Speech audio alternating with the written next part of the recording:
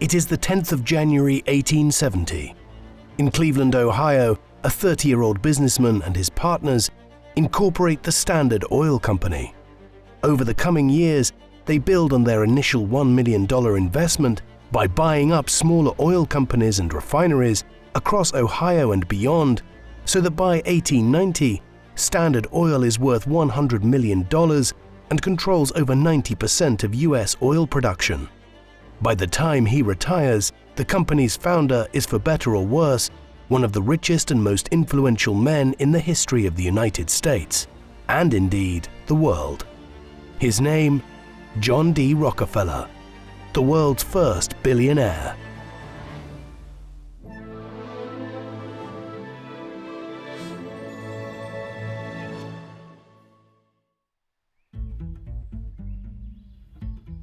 The man known to history as John D. Rockefeller was born John Davison Rockefeller on the 8th of July 1839 in the small town of Richford in New York State.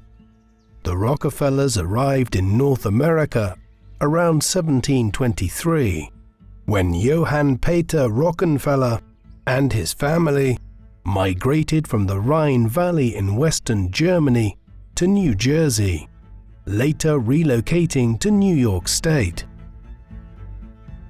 John's father, William or Bill Avery Rockefeller, was a traveling salesman who described himself as a botanic physician or herbal doctor, a euphemism for his habit of making fake medicines from herbs in his mother's garden and claiming their potency to cure all sorts of ailments. Quack doctors of this kind were very common in the early 19th century. An all-round con artist, William subsequently used the money he made from selling his supposed medicines to loan out money at usurious rates to poor farmers, often with the specific aim of later acquiring their properties when they could not pay him back. An unscrupulous character, he would later be arraigned in court for sexual assault and violent conduct involving gun possession. In late 1836, while William Rockefeller was roving around the countryside near Richford, he met Eliza Davison and charmed her with his wild tales. In February 1837, the couple were married, despite the fact that Bill was already engaged to a beautiful but penniless woman named Nancy Brown. Eliza Rockefeller was the youngest daughter of John Davison, a rich farmer who lived between Niles and Moravia in New York State, some 30 miles to the north. Eliza's mother had died when she was a child, after taking a pill sold by a man claiming to be a traveling doctor. John Davison, a Scots-Irish man, was accordingly quite suspicious of his daughter's desire to marry Bill Rockefeller, whom he believed was seeking to get hold of the family's money and who appeared to be a quack doctor, selling the kind of unsafe potions and pills that had led to his wife's death many years earlier. After moving in with her husband, Eliza found herself sharing the same roof as Nancy Brown, whom Bill had engaged as his housekeeper. It was soon apparent that Nancy's duties went beyond her job description, and over the next 2 years, Bill would welcome 4 children, 2 each from wife and mistress. Eliza had a daughter named Lucy and a son named John, the future oil magnate, while Nancy gave birth to 2 girls.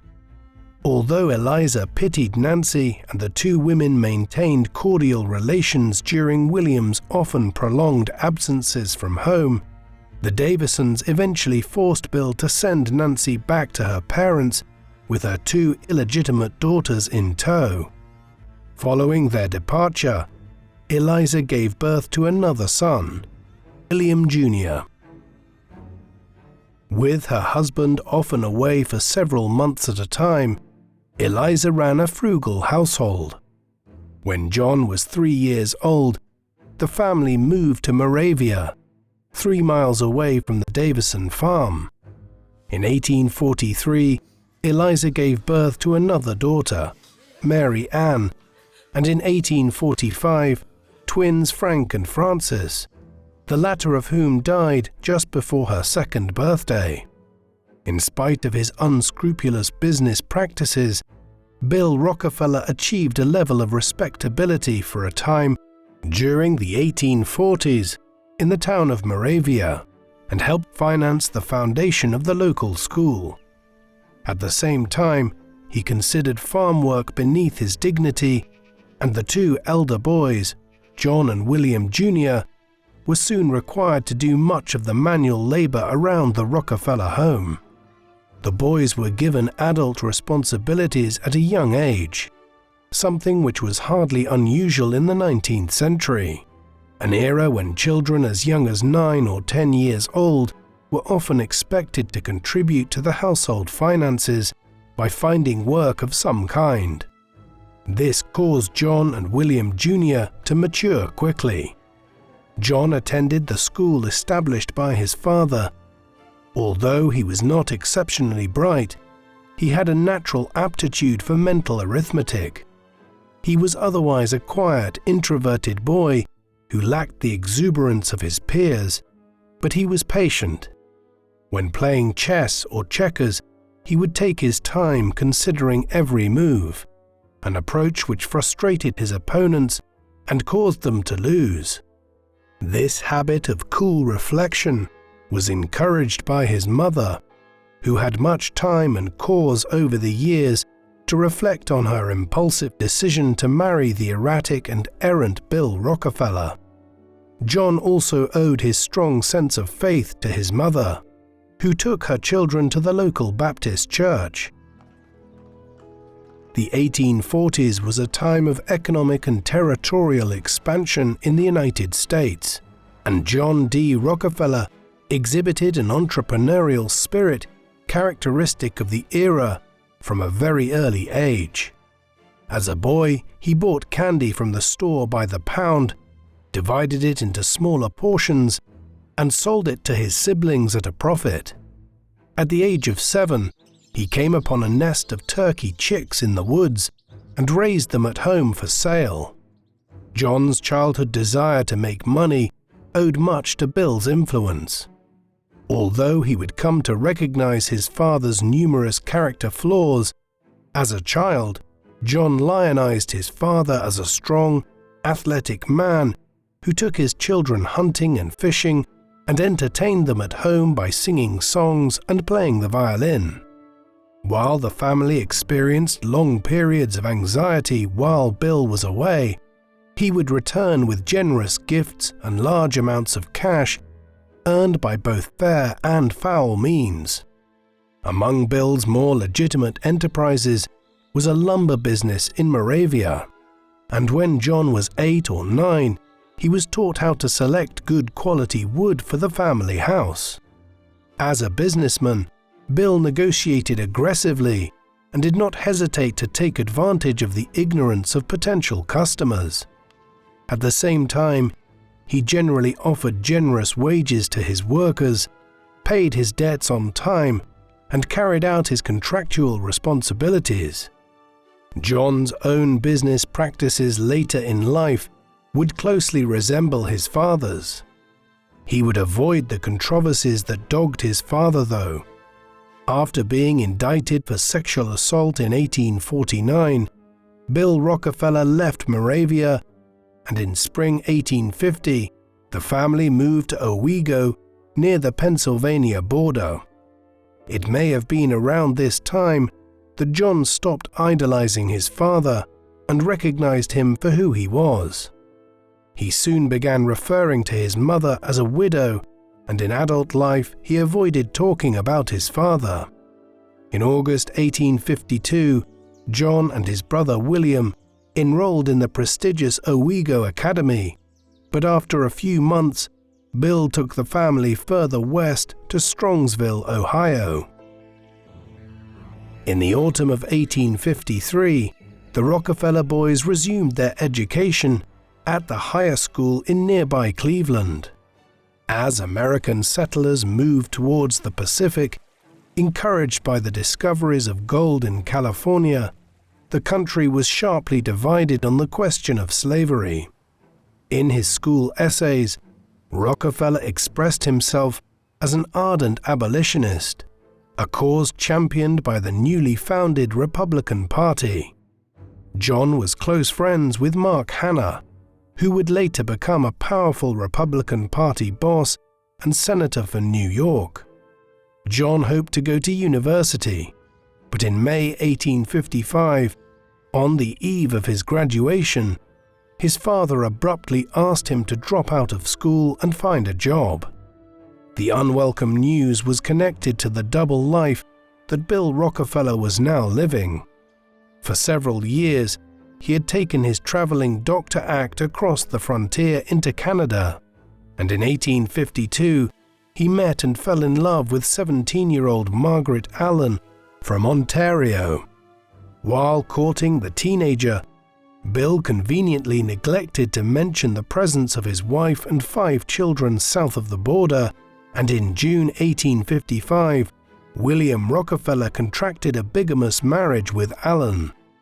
William realized that he did not have the financial means to maintain 2 families and encouraged his eldest son to find work. After taking a 3-month course at a commercial college, John began looking for employment in August. He made a list of all the businesses he wanted to work for and visited them in person to ask if they needed a bookkeeper. After several weeks, he had no luck, and his father suggested that he could always join him roaming the country. The appalling prospect of doing so galvanized John to continue searching, and on the 26th of September 1855, the small merchant firm Hewitt & Tuttle hired him as an assistant bookkeeper. For the rest of his life, he would celebrate the 26th of September as Job Day. The teenager loved the job and examined each bill and invoice in detail, accounting for every single cent to ensure that his employers avoided being swindled by their clients. He arrived at the office at 6:30 a.m. in the morning and often did not return home until after 10 p.m. at night. Upon starting work at Hewitt & Tuttle, Rockefeller began keeping track of his personal income and expenditures in a red notebook he christened Ledger A. The book shows that as soon as he started earning money, Rockefeller was making donations to charitable causes. By 1859, he was giving away 10% of his income, and while he favored Baptist causes, he also gave money to black churches and helped 2 African American slaves buy their freedom. He taught at Sunday school at the Erie Street Baptist Church in Cleveland and led the congregation in singing hymns. He also used his financial acumen to save the church by raising $2,000 from the congregation to pay off a demanding creditor. Rockefeller found no contradiction between his faith and his desire for money, and as a rich man, he would credit God for making him wealthy. Despite an economic downturn in 1857, Bill Rockefeller was making good money too, and decided to build a large house in downtown Cleveland to bring his first family under a single roof for the first time in several years. While Bill funded the project, John was left in charge of supervising it and paying the contractors. John's success in managing the project seems to have convinced Bill that he was now capable of being head of the family, and Bill went to live permanently with his second wife in Philadelphia. Although he would occasionally reappear in John's life over the decades, there is an irony to the fact that the rapacious father detached himself from his first family just as his son was embarking on a journey that would make him the richest man in the world. Had he known how much money John would soon make, Bill would doubtlessly have hung around to try and fleece some of it. In January 1857, after junior partner Henry Tuttle left the firm, Rockefeller was promoted to chief bookkeeper on $500 a year, considerably below Tuttle's salary of $2,000. After being given a modest increase to $600, he began trading commodities on his own account. As the pay dispute dragged on, Rockefeller and his English friend, Morris B. Clark, formed their own trading house in April 1858, with each partner investing $2,000 of capital in the business. Rockefeller managed to save half the sum, but was forced to take a loan of $1,000 from his father at 10% for the rest. The partnership proved a profitable venture, netting $4,400 in its first year and $17,000 in its second. However, the volatility of the commodities trade and the need for cash flow to pay suppliers compelled Rockefeller to seek more loans from his father, who often recalled the debt at inopportune moments. Rockefeller's habit of making risky deals, which paid off handsomely, set him at odds with the more conservative Clark. In April 1859, the firm shored up its capital by bringing in George Gardner, a former colleague of Clark's who hailed from one of the leading families in Cleveland and would later serve as its mayor. Rockefeller felt understandably slighted when Clark unilaterally changed the name of the firm to Clark, Gardner and Company. He was also irritated when Gardner bought a yacht with 3 friends and invited him on a sailing excursion one Saturday afternoon. Rockefeller believed that such indulgences would undermine the firm's ability to access credit. Eventually, though Gardner withdrew from the partnership in late 1862, the firm reverted to Clark and Rockefeller. Rockefeller's timing was opportune to begin setting out on a business career, as the United States of America was about to embark on a period of immense expansion and economic growth.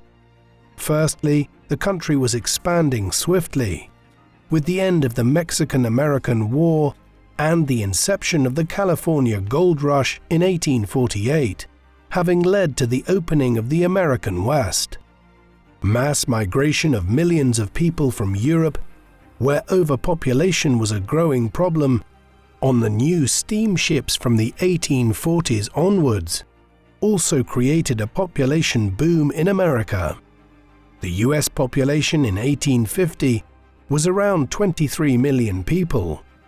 It reached 50 million people around 1880, 75 million around the turn of the century, and would reach 100 million for the first time in the mid-1910s. This huge explosion in the domestic labor market and the market for domestic production facilitated the emergence of new businesses and tycoons. On top of this, the US was just beginning to enter into a period of more pronounced industrialization as Rockefeller began his business career. The Industrial Revolution had begun in Britain in the 1770s and had belatedly spread elsewhere in the first half of the 19th century. It really took off in many other countries, most especially the US and Germany in the second half of the 19th century. All of these developments, the population boom, the expansion of the country to the Pacific Ocean, and mass industrialization, would see the United States emerge as the world's largest domestic economy by the end of the 19th century, although Britain was still larger when its colonial empire was taken into account. Finally, 2 other factors would play into Rockefeller's hands. There was a railway boom beginning to connect America from coast to coast in the 1850s and 1860s, and there was also a growing awareness that new types of fossil fuel, besides heavy coal, could be used to fuel the American economy. Like all individuals who become enormously successful in business, Rockefeller worked hard and took the opportunities presented to him. But his timing was also very fortuitous, and would contribute substantially to his success. In November 1860, the 21-year-old Rockefeller voted in a presidential election for the first time and cast his ballot for Abraham Lincoln, the Republican candidate. With the Democratic Party split between Northern and Southern factions, Lincoln won the election by carrying the Northern anti-slavery states. Lincoln's opposition to the expansion of slavery encouraged Southern states to secede from the Union and form the Confederate States of America, leading to the outbreak of the American Civil War in April 1861. Although Rockefeller later claimed that he wanted to serve the Union cause, he decided to continue in business to provide for his family. While John and William avoided military service by paying $300 each for a substitute, their youngest brother Frank enlisted in the 7th Ohio Volunteer Infantry and was wounded twice. The disruption to North-South trade during the war benefited the East-West trade via Cleveland, and Rockefeller and his business partners profited handsomely. With the profits from his commodity trading partnership, Rockefeller now entered the nascent oil industry. During the 1850s, America's booming economy created a demand for lighting that was outstripping the dwindling supply of whale oil. While passing through western Pennsylvania in 1853, the New York lawyer George Bissell saw indigenous Seneca people use black rock oil for medicinal purposes. The following year, he formed a company and commissioned distinguished Yale scientist Dr. Benjamin Silliman to investigate the feasibility of using rock oil for both lighting and lubrication. Silliman's research confirmed the potential of rock oil or petroleum, but Bissell and the Pennsylvania Rock Oil Company still required a method of extracting oil at scale. In 1856, Bissell alighted upon the idea of drilling for oil, inspired by brine wells used for salt extraction. He dispatched Edwin Drake to Pennsylvania, and after several false starts, Drake struck oil near Titusville in August 1859. It did not take long for the area to be teeming with men seeking to make their fortune. In the meantime, a Canadian geologist, Abraham Gessner, had developed a method of producing lamp fuel, which he called kerosene, using petroleum. As the oil boom began in Cleveland, Clark and Rockefeller began handling small shipments of crude oil in 1860. When Clark's friend Samuel Andrews approached the two men seeking capital for an oil refinery, Rockefeller was enthusiastic about the prospect, while Clark was more skeptical. In 1863, Andrews, Clark, and Rockefeller joined two of Clark's brothers in forming Andrews, Clark & Co. The company set up its operations under the name Excelsior Oil Works, on a site more than a mile away from downtown Cleveland, but adjacent to the railroad connecting Cleveland to the Pennsylvania oil fields, which opened in November 1863. Although Clark and Rockefeller initially regarded oil as a sideline to their commodity business, the refinery was already more profitable than the rest of the business in its first year. Rockefeller's improving financial prospects encouraged him to get married to Laura Celestia Spellman, whom he first met at Cleveland High School more than a decade earlier. An intelligent woman with a commercial mind of her own, Laura came from one of Cleveland's wealthier families. Rockefeller did not begin actively courting her until 1862, when she was working as a teacher. Neither was in a hurry to marry, and Rockefeller did not propose until March 1864. Following the wedding in September 1864, the couple spent a month on honeymoon, taking in such sights as Niagara Falls, Quebec, and New York City. They moved into a small house a couple of doors away from the Rockefeller family home.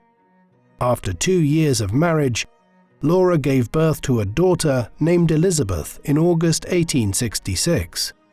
A second daughter, Alice, followed in 1869, but died just after her first birthday.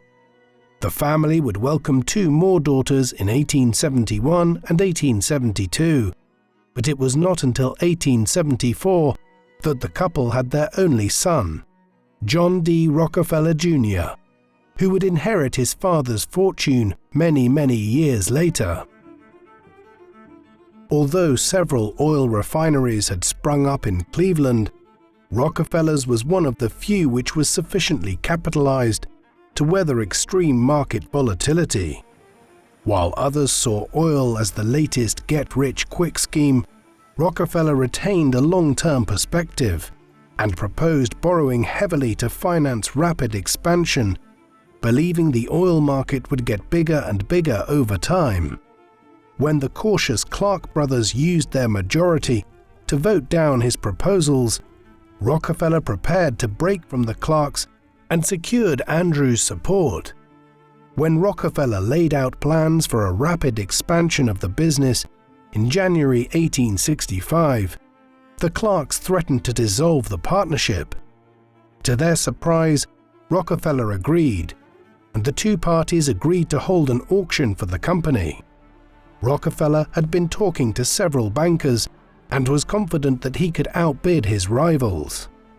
The bidding started at $500 and quickly reached $60,000 before inching up to $70,000. Rockefeller was beginning to doubt whether he could afford the deal, but after Clark bid $72,000, he immediately responded with $72,500, and Clark decided he could go no higher. That $500 was the making of John D. Rockefeller. On the 15th of February 1865, the new Rockefeller and Andrews partnership took over operations at the Excelsior refinery. Rockefeller was the senior partner and was responsible for the management of the business, leaving scientific and technical details to Andrews.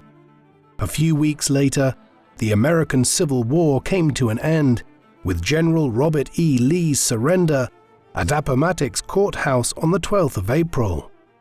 The jubilation in Cleveland was cut short by President Lincoln's assassination on the 15th, though the return of peacetime conditions would benefit the emerging oil industry.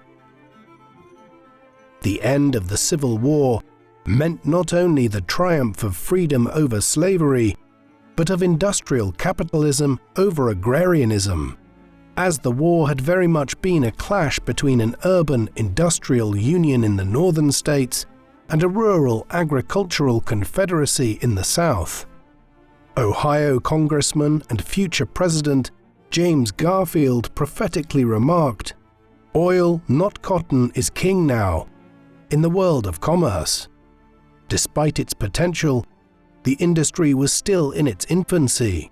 Accidents and explosions were common, and fortunes were lost as often as they were made. In December 1865, Rockefeller established a second refinery in Cleveland known as the Standard Works, and placed his brother William in charge. The enterprise was the largest and most profitable of the refiners in Cleveland, and the company boosted its profitability by selling a wide range of byproducts. By having its own barrel-making plants, shipping facilities, and railroad cars, the company had greater control over expenses. American oil quickly made its way onto the international market, and in 1866, William Rockefeller established an office in New York City to build relationships with Wall Street bankers and manage the firm's exports. Although Rockefeller borrowed heavily during his early days, he earned the trust of bankers by paying his debts on time, enabling him to access credit in emergencies and survive crises that would bankrupt his rivals. To pursue his expansion plans, in 1867, Rockefeller brought in Henry Flagler and expanded the partnership to become Rockefeller, Andrews and Flagler. 9 years older than Rockefeller, Flagler had also been born in upstate New York before moving to Ohio. The two men were first acquainted in the 1850s, when Flagler was working as a grain merchant and Rockefeller served as his agent at Hewitt & Tuttle. As part of the deal, Flagler's stepbrother, Stephen Harkness, one of the richest men in Cleveland, contributed $100,000 in capital for a third of the business. Rockefeller and Flagler had their desks opposite each other and worked seamlessly together. The two men developed a habit of editing each other's letters, which would pass through the critical eyes of Laura Rockefeller for a third opinion before being dispatched. Not long after joining the partnership, Flagler was placed in charge of the firm's negotiations with the railroads. Transportation was one of the most significant costs of the refining business, and Rockefeller benefited from being close to the oil fields. Rockefeller's Cleveland location allowed him to transport his oil by water, via Lake Erie, or by the 3 railroads that ran through the city, allowing him to negotiate the best freight rates. The railroads were also in stiff competition with each other. The Pennsylvania Railroad was encouraging firms to move to the oil regions by offering low rates to undermine the Erie and New York Central Railroads, which depended on Cleveland traffic. Jay Gould of the Erie Railroad offered Rockefeller a 75% rebate on transportation costs, while Flagler secured a major discount with the Lake Shore Railroad, part of the New York Central network. In return, Flagler offered to supply 60 carloads a day, a significant commitment which the Rockefeller refineries could not fulfill on their own. Accordingly, Rockefeller used his position in the market to coordinate shipments from rival Cleveland firms at preferential rates. In a measure of the railroad's eagerness to seal the deal, when Rockefeller said that he did not have the time to meet Cornelius Vanderbilt, the 74-year-old owner of the New York Central and the richest man in the country at the time, Vanderbilt visited the 29-year-old Rockefeller at his office instead. The Lake Shore deal had major consequences for the oil industry, since it enabled Rockefeller to consolidate his leading position in the market. By 1869, the Rockefeller Partnership was the world's largest refiner, employing 900 workers who produced 1,500 barrels a day, accounting for 10% of global output at that time. Not long after the Lake Shore deal, John and Laura Rockefeller moved to a brick house on 424 Euclid Avenue, nicknamed Millionaire's Row, owing to the large mansions that lined its streets, many of them owned by newly rich figures from the oil and rail industries. The Rockefeller house itself was relatively modest, since John was not inclined to show off his wealth and disliked ostentatious displays of it throughout much of his life. Notably in this regard, the later decision to establish the Rockefeller Center in downtown Manhattan as a highly visible symbol of the family's wealth and power was not driven by him and was the vision of his son and heir in the 1930s, John Jr. At their new home in Euclid Avenue, religion continued to play a major part in the family's life, and John and Laura avoided going to the theater and the opera. Instead, the 4 surviving children were encouraged to take up musical instruments and formed a quartet which performed regularly at church, which relocated to Euclid Avenue on Rockefeller's initiative in 1872. Although John D. Rockefeller took a greater interest in his children's upbringing than his peers, they were primarily brought up by governesses, and only had the opportunity to engage with wider society at church. The children were taught to be self-sufficient and had no sense of their father's ever-increasing wealth. Instead, Rockefeller taught his children to keep detailed accounts of the income they received for doing tasks around the house. While Rockefeller had become a market leader in the refinery business, the lure of black gold had attracted so many players that by 1870, supply was 3 times that of demand, causing the price of kerosene to plummet, eradicating profit margins for many refiners. Rockefeller believed that the market was unsustainable and the industry was being ruined by excess competition. As he set out to bring order out of the chaos of the American oil industry, he envisaged the industry as a large network of interrelated companies that would benefit from economies of scale to reduce costs and control the supply and price of oil. Such an arrangement allowed customers to benefit from lower prices while ensuring that the industry remained profitable. He required substantial capital to realize his vision, and Flagler suggested incorporating the company to access outside investment. In January 1870, Rockefeller dissolved the existing partnership and incorporated the firm as the Standard Oil Company, with himself as president, William as vice president, and Flagler as secretary and treasurer.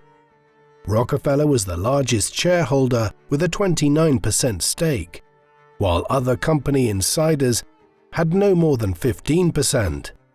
The company had its first outside investor in William's brother-in-law, Oliver B. Jennings, who made a fortune in the California gold rush and invested $100,000 for a 10% stake. The senior executives aligned their incentives with investors by refusing a salary and instead relied on dividend payments and share price appreciation. Although 1870 was one of the toughest years in the oil industry up to that time, Standard could pay a 105% dividend at the end of its first year. When prices continued to decline in 1871, leaving many competitors on the brink of bankruptcy, Standard was still profitable enough to pay a 40% dividend. Anticipating further turbulence in the market, in January 1872, Standard Oil raised another $2.5 million on top of its initial capital of $1 million to strengthen its balance sheet. With his massive war chest, Rockefeller was ready to bring the rival Cleveland refineries into the Standard Oil family. While Rockefeller was preparing to consolidate the oil industry, fierce competition among the railroads was having a detrimental effect on all parties. Late in 1871, Rockefeller was approached about an alliance with the Pennsylvania, Erie, and New York Central Railroads. They agreed to double freight prices overnight while offering generous rebates to a select number of refineries in Cleveland, Pittsburgh, and Philadelphia, who would form the deceptively named South Improvement Company. Standard Oil was to serve as an impartial umpire to guarantee agreed quotas of traffic between the 3 lines, 45% on the Pennsylvania Railroad, and the remainder evenly divided between the 2 others. Before the proposal could be implemented, though, news of the higher rates leaked out in February 1872, leading to strikes among oil producers and causing significant disruption to Standard Oil's operations. Rockefeller responded by trying to acquire a greater share of the market than ever before, one which would allow him to circumnavigate these problems. In the 3 months between December 1871 and March 1872, Standard carried out the so-called Cleveland Massacre by buying out 22 of its 26 rivals in Cleveland. Rockefeller began by targeting his strongest rivals. knowing that it would have a major psychological impact on the weaker ones. The main competitor was Clark and Payne, whose largest shareholder, Colonel Oliver Payne, was a Civil War veteran whom Rockefeller had known at high school. When Payne asked to see Standard's accounts, he was bewildered by its profitability and agreed to sell. He soon became a valued member of the Standard Oil organization and shared an office with Rockefeller and Flagler. Rockefeller's involvement in the South Improvement Company and his aggressive consolidation of the oil industry caused him to be vilified in the press by critics who argued that he was forcing all of his rivals out of existence and buying up their assets at a fraction of their true value. In many cases, he bought refineries which he considered antiquated and inefficient simply to shut them down and limit market supply. Following the Cleveland Massacre, Standard had the capacity to refine 10,000 barrels a day, a quarter of the world's output at the time. Many of Rockefeller's rivals were forced to sell their mansions on Euclid Avenue and nursed a bitter resentment against him for the rest of their days. Rockefeller later justified his actions by resorting to religious imagery, claiming that he was a savior who was offering his competitors a chance to get onto the oil Standard ark before the flood swept them all out of business. Rockefeller also believed that his measures to stabilize the market would give industrial workers greater job security, rather than hiring and firing them in accordance with the boom and bust cycle. Standard's economies of scale enabled Rockefeller to pay his workers more than the industry average. During Standard's early years, he personally interviewed all job applicants and knew all his employees by name. Nevertheless, the accusation emerged in the 1870s that Rockefeller was bent on acquiring a monopoly over the oil industry in the United States and was abusing his market position. It was an issue which dogged him for half a century and would eventually result in the breaking up of Standard Oil decades later. Despite his victory in Cleveland, the railroads' undertaking to implement uniform rates placed Standard at a disadvantage compared to the refiners in the oil regions out further west. In response, Rockefeller entered into an alliance with the Pittsburgh refiners in May 1872 and formed the National Refiners Association, an arrangement popularly known as the Pittsburgh Plan. The association would collectively negotiate lower prices with the railroads and guarantee profits for smaller refiners in return for production caps. When Rockefeller struggled to convince the Western refiners to sign up, he reached out to firms in New York and Philadelphia. He was soon irritated by smaller refiners exceeding their production quotas, forcing Standard to reduce its own output, while other firms which remained outside the cartel enjoyed higher prices without being subject to any quotas. In December, he came to an agreement with producers to buy oil at $5 a barrel, double the market price, in exchange for production quotas. Enticed by the higher prices, the oil producers exceeded their quotas and drove prices down to $2. Frustrated by widespread violations of the agreements, Rockefeller abandoned the Pittsburgh Plan in June 1873 and believed that the only way he could stabilize the market was to take full control. Events soon moved in his favor when an economic crisis, known as the Panic of 1873, caused a 6-year depression, during which crude oil prices plummeted to under 50 cents a barrel. Rockefeller was in prime position to take advantage, as Standard Oil still remained profitable despite only operating 2 of its 6 large refineries in Cleveland. Following the failure of the Pittsburgh Plan, Rockefeller set his sights on the Pittsburgh and Philadelphia refineries. Adopting the same playbook as in Cleveland, in autumn 1874, Rockefeller and Flagler met with Charles Lockhart and William G. Worden, the proprietors of the leading refineries in Pittsburgh and Philadelphia respectively. After 6 hours of inconclusive talks, Rockefeller invited Worden to Cleveland to examine Standard's books. Once Worden realized that Standard could sell kerosene for a profit at a price below his operating costs, he and Lockhart agreed to join forces with Rockefeller. The deal sent shockwaves through the system, and within 2 years, only a single independent refinery remained in Pittsburgh out of the 22 that previously existed.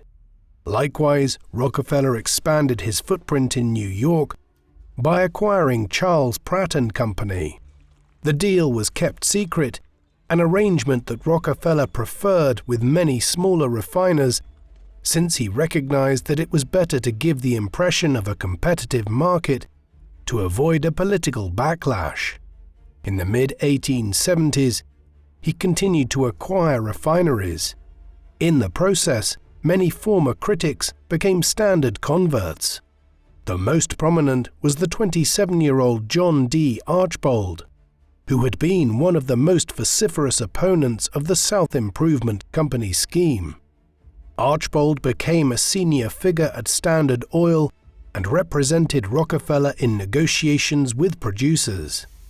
In September 1875, the Acme Oil Company was founded with Archbold as its president to serve as a front for Standard's acquisition of refineries.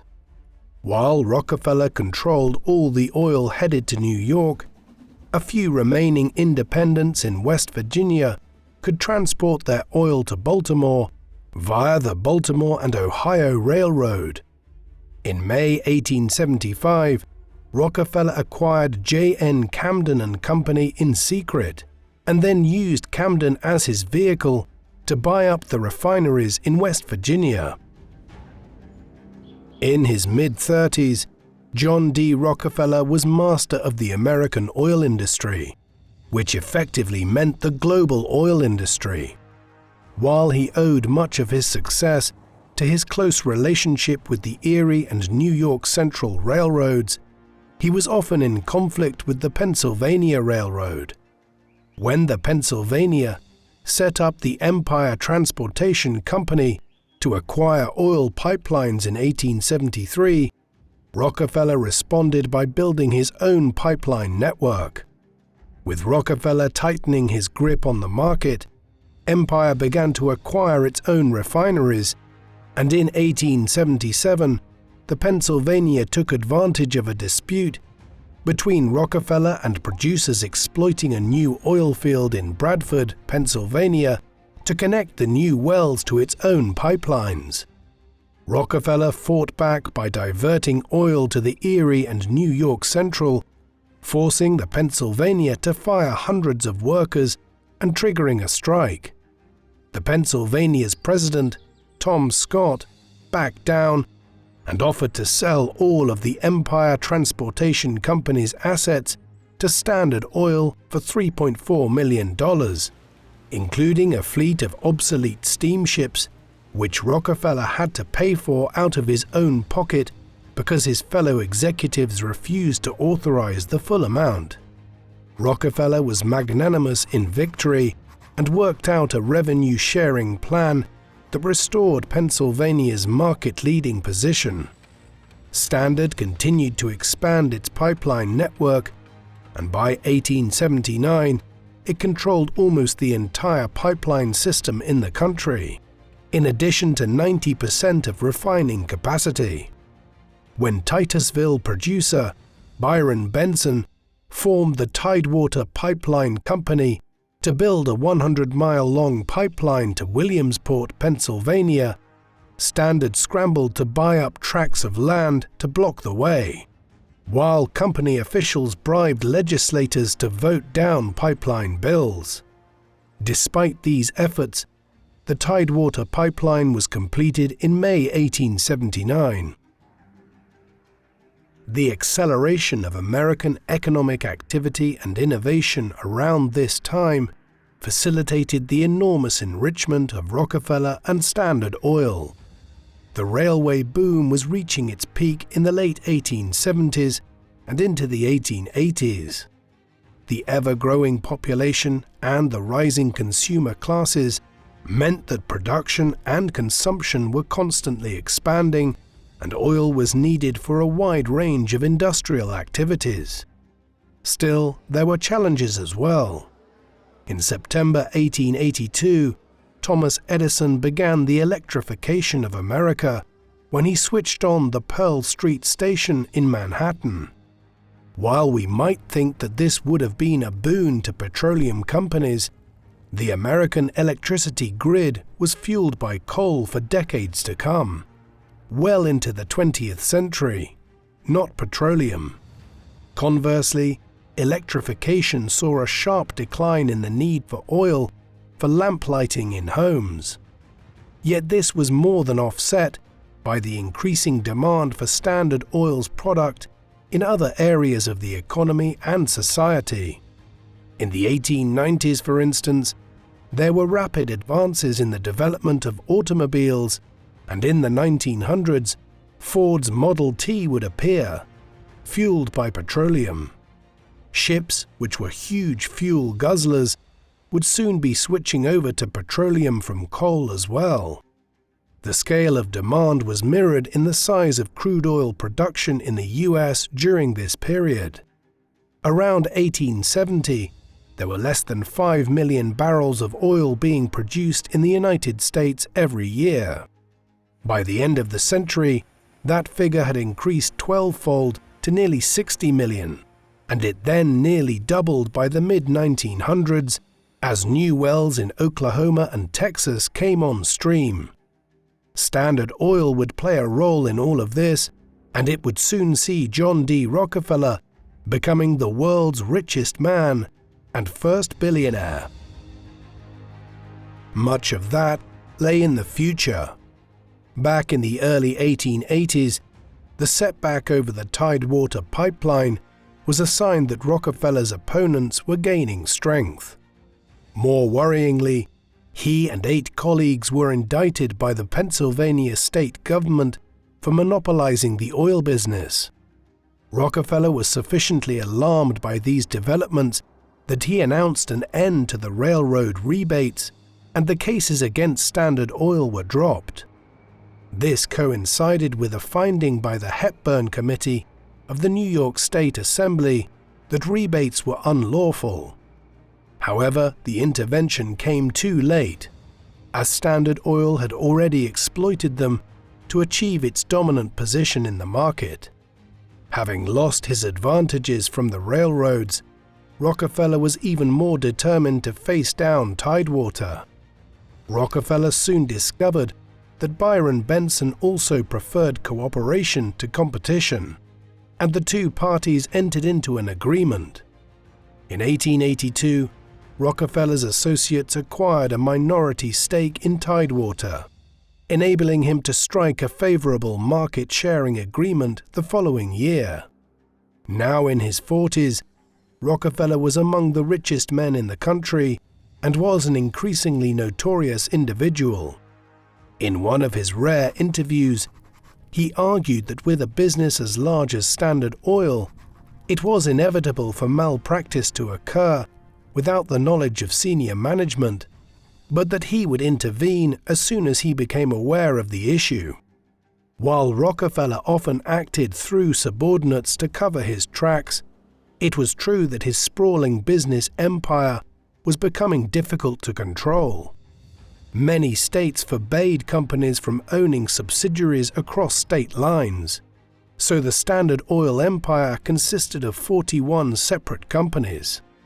In 1882, to solve some of these issues, the company's lawyers came up with the innovative solution of creating the Standard Oil Trust, where 9 trustees, including Rockefeller, were appointed to manage the interests of the company's 37 stockholders. Although the arrangement did not become public until 6 years later, the creation of the Standard Oil Trust was a major innovation in American corporate history, and companies in other industries soon followed suit until the word trust became synonymous with monopoly power. The consolidation of the industry also brought Standard's center of gravity further east, and in early 1884, Rockefeller moved his family to New York City. In May 1885, company headquarters was formally transferred from Cleveland to a new 10-story office at 26 Broadway in Manhattan. Despite moving to the country's economic capital, Rockefeller continued to keep a low profile and limited his social activities to the Fifth Avenue Baptist Church. As his fame and notoriety increased, he was flooded with correspondence asking for charitable donations. While Rockefeller was concerned about poverty in cities, he did not want to encourage dependency and was keen to ensure value for money for his contributions. In addition to Baptist causes, he favored donating to educational institutions, supporting schools for women, African Americans, and Native Americans.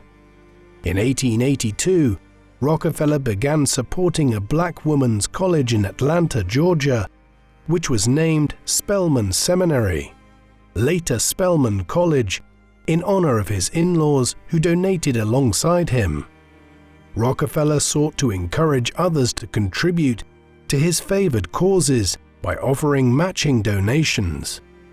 In 1889, he offered $600,000 for the establishment of the University of Chicago, which was founded in 1892, and he continued to give liberally to the institution throughout the remainder of his life. This was in keeping with other major American titans of industry in the Gilded Age, such as the Vanderbilts and Andrew Carnegie, who were some of the great philanthropists of modern history, endowing universities, making large charitable bequests, and establishing great civic buildings like Carnegie Hall in New York City. Throughout his career, Rockefeller worked hard and kept an obsessive eye on the smallest fluctuations in the oil market. By delegating operational authority to an executive committee, which he rarely attended, Rockefeller freed up more time to travel. In June 1887, he made his first trip overseas, taking a 3-month holiday with his family in Europe. In London, the family stayed at a hotel in Piccadilly and were in prime position to witness Queen Victoria's Golden Jubilee Parade. Next up was Paris. Although the family spent much of the trip visiting churches and admiring the natural scenery, Rockefeller realized to some discomfort that he was internationally famous and his arrival in every city was publicized in local newspapers. He reluctantly agreed to an audience with Pope Leo XIII after being advised that it would please Standard's Catholic employees. During his travels in Europe, Rockefeller had an opportunity to observe his international competitors up close. During the 1870s, oil was discovered near the Russian port of Baku on the Caspian Sea, now the capital of Azerbaijan. By the 1880s, the Russian market had been cornered by the Swedish businessman Robert Nobel and his brothers, including Alfred, the inventor of dynamite and the founder of the Nobel Prizes. In the meantime, the Parisian branch of the Rothschild family set up the Caspian and Black Sea Oil Company and built refineries on the eastern shore of the Adriatic to refine crude oil from Baku. In 1890, Royal Dutch was founded in the Dutch East Indies to exploit oil fields in present-day Indonesia, and the following year the London merchant Marcus Samuel set up what would become the Shell Transport and Trading Company, which merged with Royal Dutch in 1907, to form a rival business empire that dominated the Asian market. Rockefeller responded to these developments by establishing Standard's own marketing offices in Europe. Despite increasing foreign competition, even in an age before the Middle East became a major player in the world oil market, Standard's control of the domestic market in the United States remained seemingly unassailable. Owing to its control of pipelines, in the early 1880s, Standard revolutionized distribution by storing refined oil in large tanks, where the company's large fleet of tank wagons would fill up before selling to customers. Rockefeller realized that he could control oil prices by changing oil storage costs depending on market conditions. Standard issued certificates against the oil in its pipelines, which could be bought and sold, thereby creating the oil futures market. However, Rockefeller bemoaned the pricing power of speculators buying and selling oil futures. Standard rapidly expanded its marketing division to control local markets, and Standard officials resorted to aggressive sales tactics by reducing prices to drive competitors out of the market. Rockefeller answered critics by merely stating that the company wanted to supply cheap oil to poor Americans.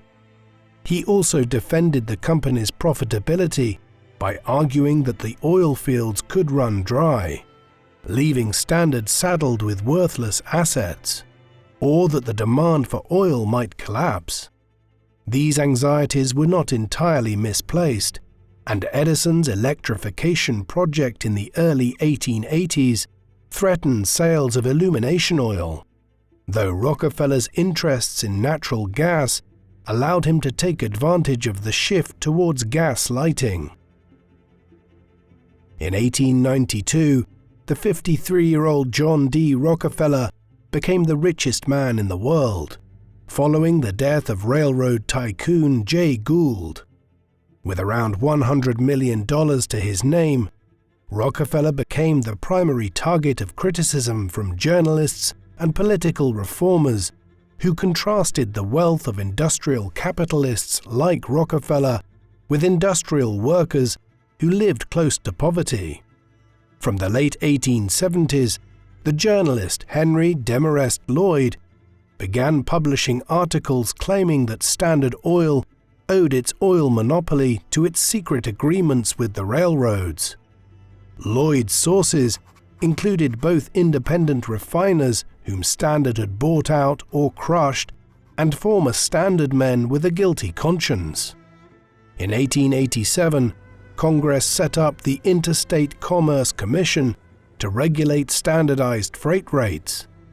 This had little impact on Standard, which by then transported most of its oil through its pipelines.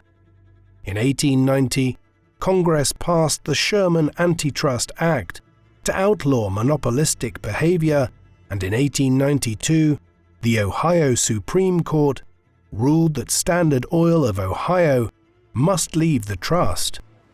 Rockefeller continued to manage the business as a consolidated entity by transforming Standard Oil of New Jersey, chartered under New Jersey laws but registered at 26 Broadway, into a holding company.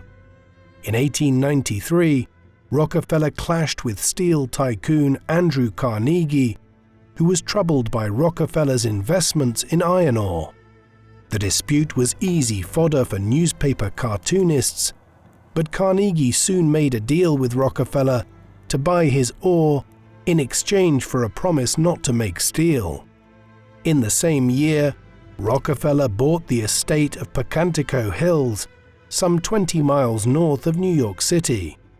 Pocantico became a retreat for Rockefeller as he stepped back from his business. His mother had died in March 1889, though his elusive father continued to live until 1906. Rockefeller had his own health issues and suffered from alopecia, a rare disease that caused hair loss, depriving him of his iconic bushy mustache. By mid-1897, he left John Dustin Archbold in charge at Standard Oil, while retaining his title of president and his 30% stake. He relied on his son John Jr. to keep him informed of Standard's business operations in his capacity as vice president. In 1899, Rockefeller took up golf and built golf courses at his estates in New York and Cleveland. In 1896, Rockefeller donated to Republican candidate William McKinley's presidential campaign, which was managed by his school friend Mark Hanna. McKinley defeated the progressive Democrat William Jennings Bryan in the general election, and Rockefeller's interests appeared to be secure. He devoted more time to philanthropic activities, and in 1901 he established the Rockefeller Institute for Medical Research in New York, now Rockefeller University.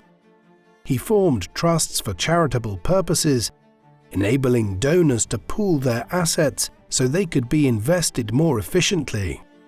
In the meantime, McKinley won re-election in 1900, but was assassinated by an anarchist the following year and was succeeded by his vice president, Theodore Roosevelt.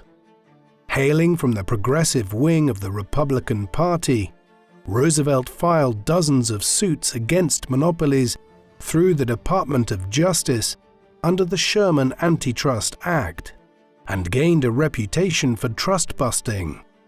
Pro-business Republicans rallied around Mark Hanna to challenge the president in the 1904 election, but after the New York senator's death in February, business leaders reluctantly supported Roosevelt's re-election campaign.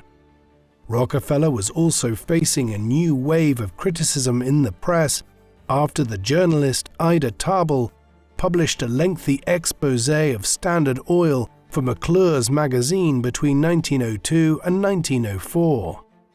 Tarbell had grown up in Titusville, where her father operated production and refining facilities, and believed that Standard had destroyed his business.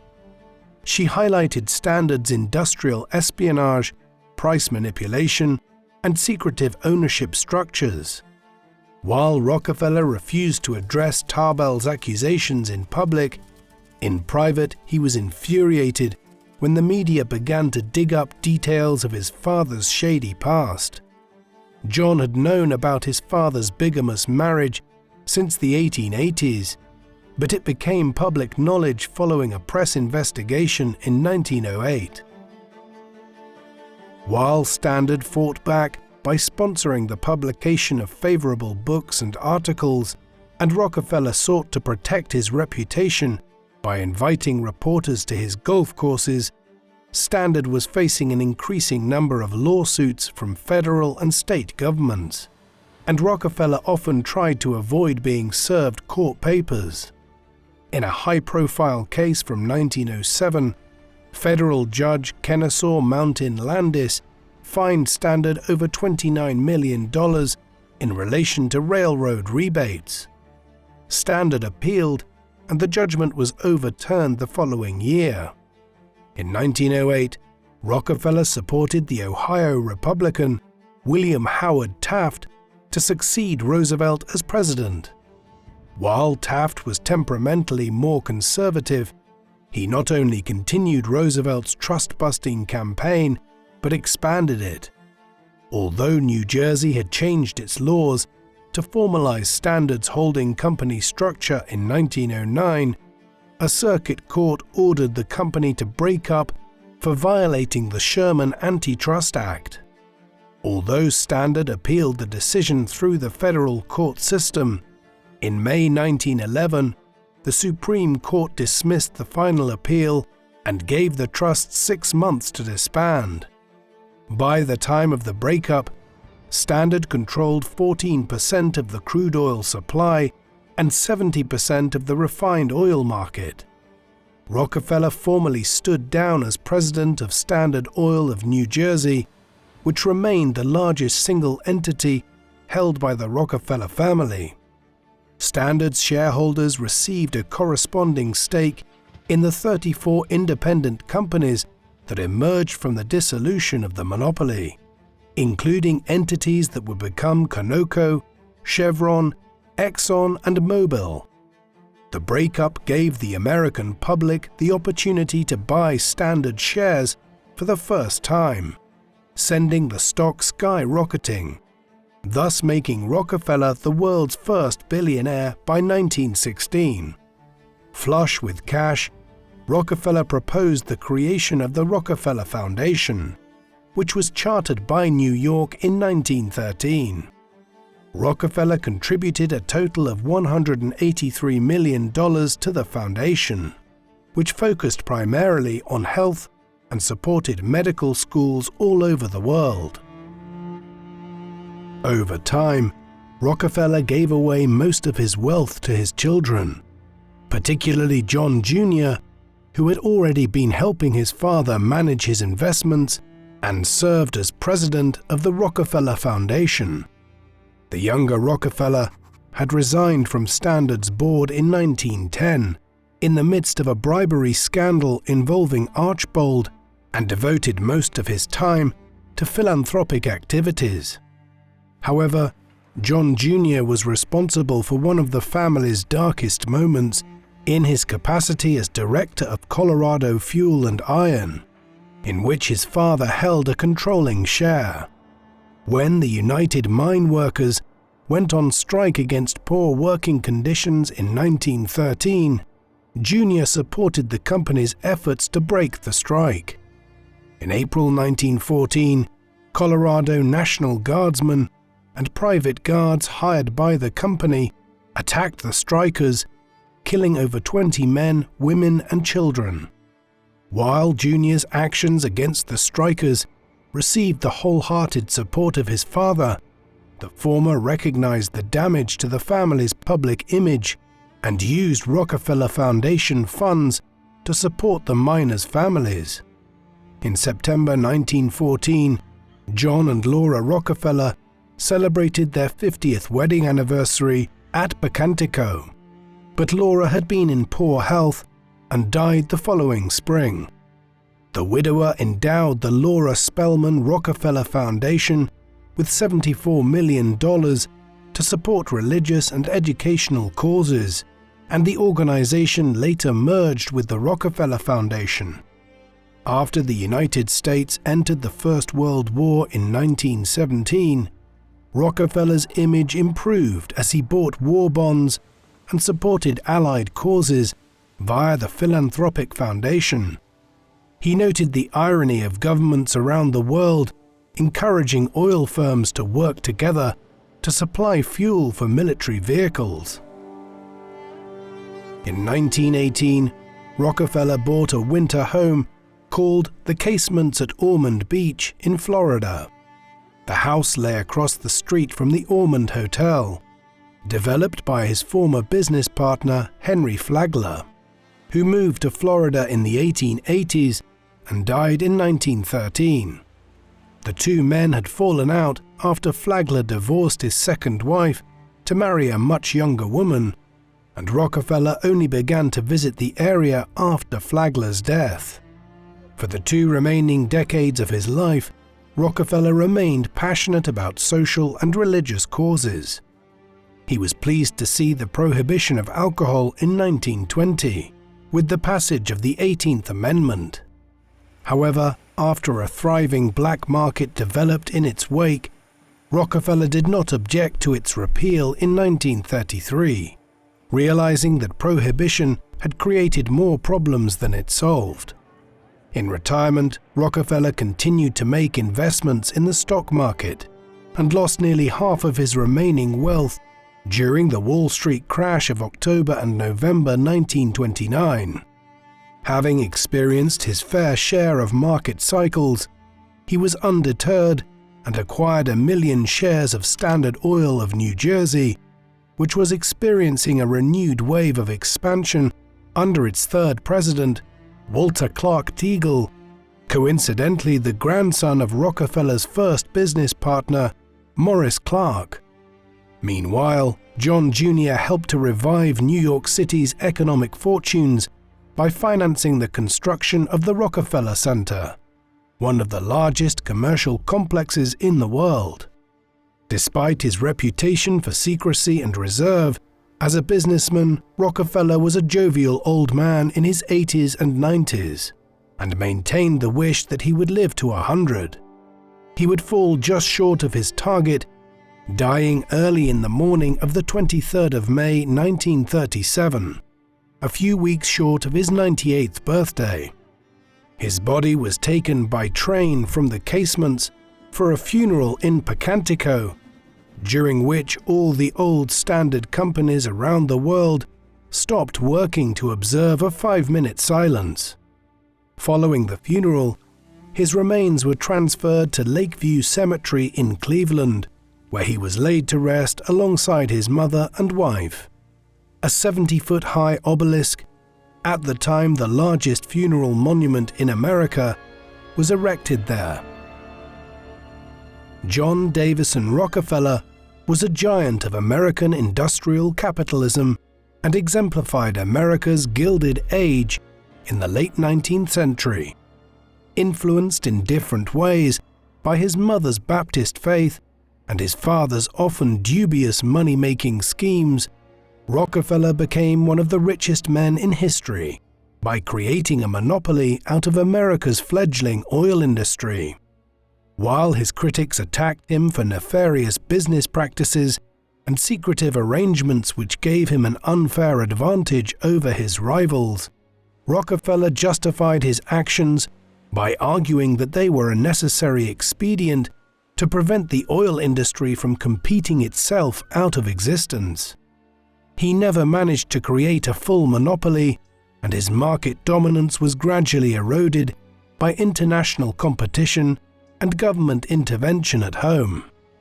After taking a step back from Standard in the 1890s, Rockefeller pursued significant philanthropic projects, and the University of Chicago, Rockefeller University, and the Rockefeller Foundation continue to flourish in their respective fields over a century later.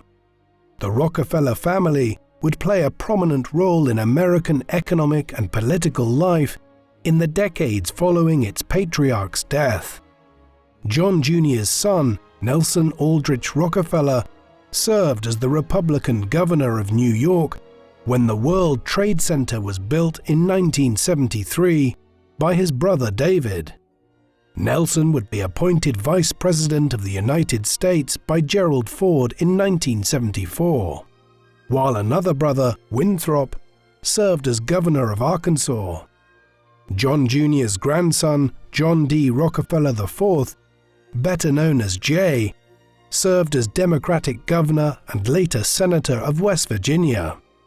Thus, Rockefeller not only built a company that was so large that the US government intervened to break it up into dozens of companies in 1911, he also established one of America's great business and political dynasties.